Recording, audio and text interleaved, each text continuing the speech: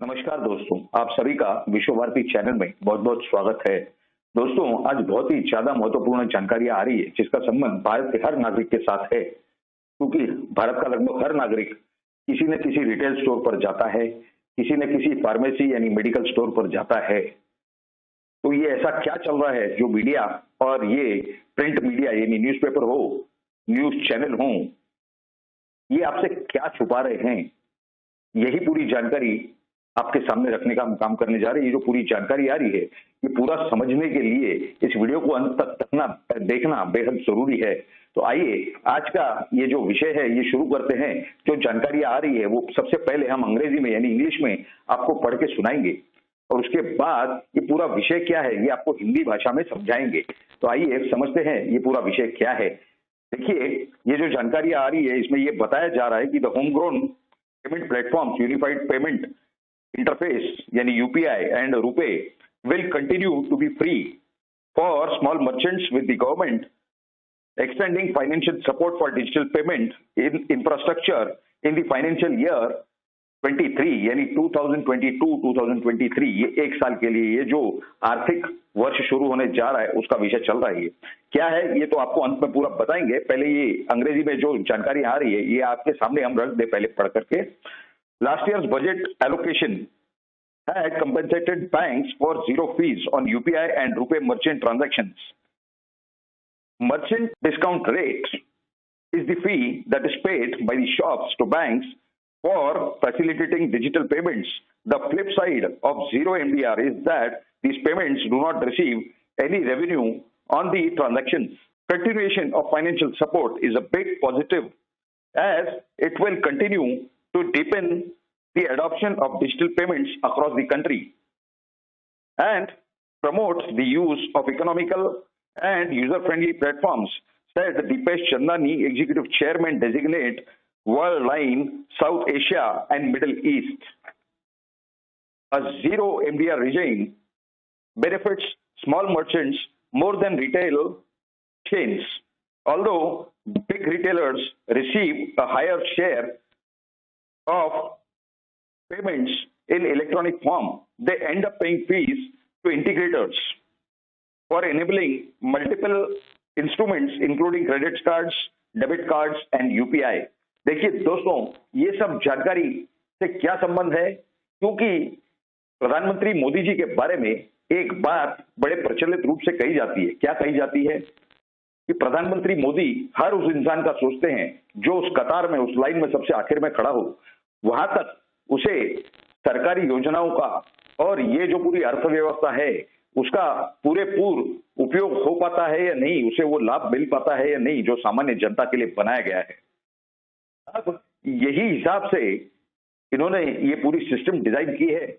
अगर आपको याद होगा कि जब कांग्रेस के जमाने में डेबिट कार्ड या क्रेडिट कार्ड जब हम किसी रिटेल स्टोर पर या फार्मेसी पर या किसी वाइन शॉप पर अगर कोई स्वाइप करता था तो उसे लगभग कुछ 2%, उससे पहले तो ज्यादा था, ज्यादा प्रतिशत था, लेकिन उसके बाद कुछ 1% या 2% या 3% इस तरह का कुछ सरचार्ज लगाया जाता था। क्यों? क्योंकि बैंक का आपके व्यवहार से कोई लेना देना नहीं, आपके रिटेल कस्टमर से। इस वजह से बैंक अगर व्यापारी के तरफ से पेमेंट एक्सेप्ट करती है तो उसके लिए अलग इंफ्रास्ट्रक्चर यानी अलग यंत्रणा का उपयोग करना पड़ता है, उसी का वो सरचार्ज लगाया करते थे। अब जब से ये यूपीआई आया है, मतलब गूगल पे हो, पेटीएम हो, और प्रधानमंत्री श्री नरेंद्र मोदी जी ये खुद प्रधानमंत्री बने, इसके बाद इन्हें ध्यान में आया कि ये डेबिट कार्ड और क्रेडिट कार्ड से ज्यादा उपयोग इस यूपीआई का किया जा सकता है। आपके बैंक का ऐप होता है आपके मोबाइल पर, उससे जब आप पेमेंट करेंगे तो आपको कोई एक्स्ट्रा चार्ज नहीं भरना पड़ता। क्यों नहीं भरना पड़ता? क्योंकि ये direct bank to bank transaction होता है। दूसरी बात, आप वहां पर कोई कार्ड वगैरह स्वाइप नहीं करते, इस तरह का एक फर्क होता है। लेकिन इसके अंदर भी जो मर्चेंट की यानी आप जिस दुकान पर गए हैं उस दुकानदार, वो चाहे फार्मासिस्ट हो चाहे वो जनरल स्टोर हो, उसके बैंक अकाउंट यानी उसका जहां पर बैंक का खाता है, वो लोग डायरेक्ट कस्टमर से पेमेंट एक्सेप्ट करने के लिए उसे चार्ज करते हैं। वो चार्ज को मर्चेंट डिस्काउंट रेट कहा जाता है। उसी को इन्होंने एक्सटेंड किया है, यानी क्या किया है, वेव नहीं किया है। उन्होंने ये जो आने वाला वर्ष है 2022-2023 आर्थिक वर्ष, इसमें जिस तरह से पिछले आर्थिक वर्ष के लिए उन्होंने एलोकेशन किया था फंड्स का, यानी ये जो चार्जेस हैं ये छोटे मोटे मर्चेंट को ये भरने नहीं पड़े, क्योंकि अगर वो भरता है तो वो अपने जेब से नहीं भरेगा, वो कस्टमर से वसूल करेगा, ग्राहक से वसूल करेगा। तो इसी वजह से ये जो पूरी जानकारी है ये असलियत में, हकीकत में ये हर ग्राहक के लिए, हर भारतीय नागरिक के लिए और हर रिटेलर के लिए, यानी स्मॉल मर्चेंट के लिए। इसमें ये एक बात इसमें बहुत अच्छी है कि जिसे नेगेटिव पॉइंट भी कहा जा सकता है एक तरीके से वैसे, कि ये जो ट्रांजैक्शन यानी ये जो व्यवहार होगा ऑनलाइन का, इसके ऊपर कोई रेवेन्यू जनरेट नहीं होगा। रेवेन्यू जनरेट नहीं होगा यानी बैंक को या सरकार को इस व्यवहार के वजह से कोई लाभ नहीं मिल पाएगा, इस वजह से ये कहा जा रहा है। दूसरी तो एक जो व्यक्ति हैं जिनका नाम दीपक चंद्रानी बताया जा रहा है, ये एग्जीक्यूटिव चेयरमैन डेजिग्नेट हैं world line south Asia and middle east के। इनका क्या कहना है कि ये कहते हैं कि ये जो कंटिन्यूएशन होने वाला है, यानी इस व्यवस्था को जो एक वर्ष के लिए आगे बढ़ा दिया है सरकार ने प्रधानमंत्री मोदी जी के नेतृत्व में, और जो वित्त मंत्रालय है वो श्रीमती निर्मला सीतारमन जी के नेतृत्व में है, जो कि खुद प्रधानमंत्री मोदी जी के नेतृत्व में काम कर रही है, बहुत बढ़िया काम कर रही है। वो कहते हैं कि ये जो कंटिन्यूएशन है इस फाइनेंशियल सपोर्ट का इज अ बिग पॉजिटिव, यानी ये बैंकों का जो खर्चा वो मर्चेंट से लेते या रिटेलर से लेते, दुकान वाले से लेते, वही खर्चा उन्हें सरकार द्वारा उस बैंक को मुहैया कराया जा रहा है, भेजा जा रहा है। Is a big positive as it will continue to deepen the adoption of digital payments, यानी डिजिटल पेमेंट का ये जो तरीका है इसका ज्यादा एक्सेप्टेंस, इसकी ज्यादा आदत लगना, इसकी आदत लग जाना, और आदमी कम से कम कैश यानी रोकड़े कम से कम साथ में रखे, उसे चोरी होने का, गिरने का, ये सब गुम होने का, ये सब मामला भी खत्म हो जाता है। और दूसरी बात कि ये जो है ये इकोनॉमिकल और फ्रेंडली प्लेटफॉर्म है। अभी आप कहेंगे कि इसका क्या मतलब है इकोनॉमिकल और फ्रेंडली?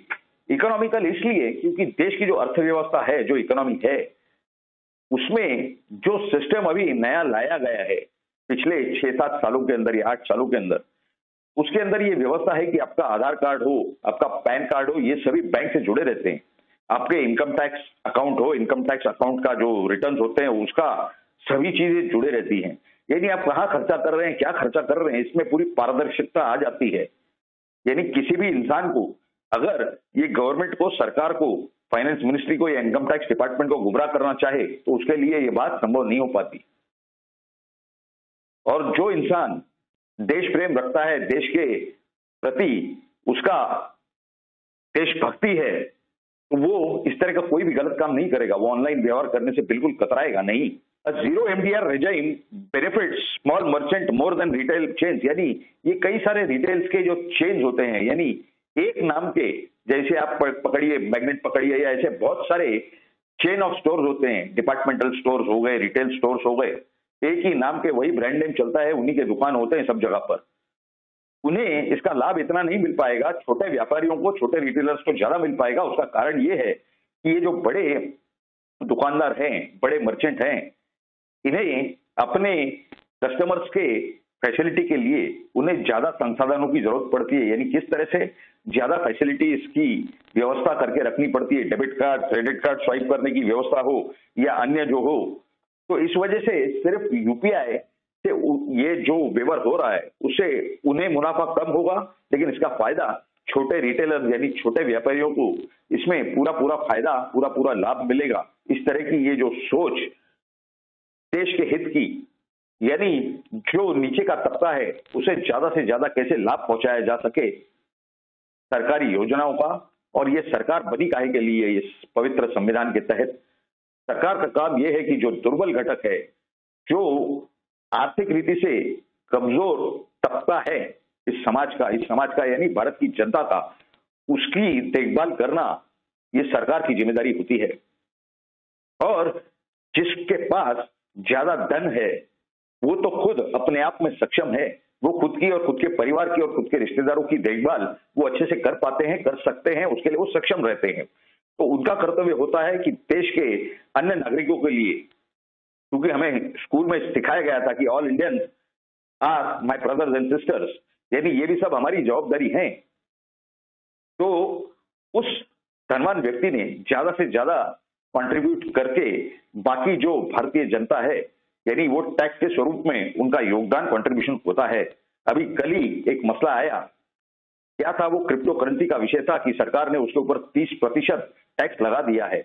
अरे भाई, आप बिना मेहनत किए पैसे कमा रहे हो, जो कि अच्छी बात है, तो जितना आसानी से आपके पास पैसे आ रहे हैं उस हिसाब से, और ये व्यवसाय या ये जो खेल है क्रिप्टो करेंसी का, ये कौन करता है, या बिटकॉइंस का, ये सिर्फ रईस लोग, धनी लोग करते हैं। आप धन से धन को जोड़ के, यानी नोट से नोट को चिपका करके कबाड़ में रखने के बाद क्या वो 10 गुना होने जा रहा है या होगा? उससे अच्छा है कि आप किसी अच्छे पॉजिटिव काम में लाए कि आपके देश का, यानी जहां के आप नागरिक हो, जहां पैदा हुए हो, क्या उस देश का भला करना आपकी जवाबदारी नहीं है? हम सभी भारतीय नागरिकों की वो जवाबदारी है। तो प्रधानमंत्री मोदी जिस दिशा में काम कर रहे हैं कि भारत का कोई भी नागरिक हो, छोटे से छोटा, वो भूखे पेट नहीं सोना चाहिए, उसके रोजगार की व्यवस्था किसी न किसी तरीके से हो। जिस तरह से हमने क्रिप्टो करेंसी बताई, या ये डिजिटल रुपी जो लॉन्च किया गया है, इसमें जो नॉन फंजिबल टोकन बनाने का काम है, ये बहुत ही आसान काम है। इसमें लाखों या हजारों लोगों की जो है रोजगार की व्यवस्था होगी, प्रबंध होगा।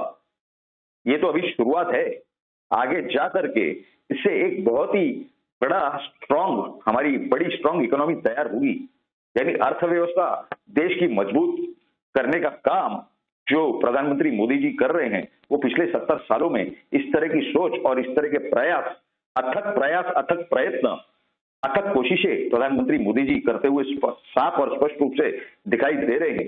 जो 24 में से 18 घंटे काम करते हैं इस देश के हित में, देश की जनता के हित में, और उसी लाइन पर वो काम कर रहे हैं। जिस तरह से डॉक्टर बाबा साहेब अम्बेडकर, पूजनीय डॉक्टर बाबा साहेब अम्बेडकर जी ने जिस सोच से इतनी मेहनत की ड्राफ्ट कमेटी के साथ, और ये पवित्र संविधान का ड्राफ्ट बनाया और उसे कॉन्स्टिट्यूएंट असेंबली में ला करके उसे पारित करवाया, पास किया, उसका ध्येय और उद्देश्य क्या था या क्या है कि देश के जो व्यवस्था है, जो समाज है, पूरे भारतीय जनता का, पॉपुलेशन का, उसमें आखिरी से आखिरी इंसान को सरकार का, इस व्यवस्था का पूरा लाभ मिल सके। जो सबसे ज्यादा कमजोर है उसे उतना ही ज्यादा लाभ मिलने के लिए वो पात्र है, और उसे वो मिलने का वो हकदार बनता है, और उसे वो मिलना चाहिए। इस तरह की असली सोशलिस्ट सोच और असली सोशलिस्ट तरीका ये अमल में लाना, सिर्फ मुंह से सोशलिस्ट या फिर संविधान में बदलाव करके, जिस तरह से प्रधानमंत्री इंदिरा गांधी जी ने कर दिया था एक ही रात में कि सोशलिस्ट रिपब्लिक, इस तरह से प्रधानमंत्री मोदी जी का वर्तन नहीं है। ये बहुत ही अच्छे दिशा में सही काम कर रहे हैं, देश के हित में काम कर रहे हैं। इसके लिए प्रधानमंत्री मोदी जी का हम सारे भारत देश की जनता, हमारे जो दर्शक है उनके तरफ से, और हमारे सभी सहकारी और सहयोगियों की तरफ से हम उनका बहुत बहुत धन्यवाद इस वीडियो के माध्यम से व्यक्त करते हैं। ये जो पूरी जानकारी है, ये प्रेस और ये मीडिया ये क्यों आपसे छुपाए रखती है, ये जरूर आपके प्रेस और मीडिया में जो भी संपर्क हों उनसे ये आप जरूर जानकारी मांगिए, ये सवाल कीजिए और जानकारी मांगिए। खैर, ये जो पूरी जानकारी थी ये आपके सामने रखना ये हमारा कर्तव्य था, और भारत के हर नागरिक का ये कर्तव्य है कि उसे सही सही जानकारियां प्राप्त हो। उस ओर हम अपना कर्तव्य निभाने का काम कर रहे हैं। आपको जो भी इस वीडियो में जानकारी मिली, ये आपको कैसी लगी, क्योंकि आपकी राय हमारे लिए बहुत ज्यादा महत्वपूर्ण है, तो आपकी राय जरूर नीचे कमेंट बॉक्स में लिख करके हमें बताएं, ताकि हमें भी मालूम हो कि हमारे दर्शक क्या सोचते हैं, और उन्हें किसी और विषय पर अगर जानकारी चाहिए हो, यानी आपको किसी और विषय पर जानकारी की आवश्यकता हो, तो वो भी जरूर नीचे कमेंट बॉक्स में लिख करके बताएं, ताकि हमें भी मालूम हो कि हमारे दर्शक किस विषय पर जानकारी चाहते हैं।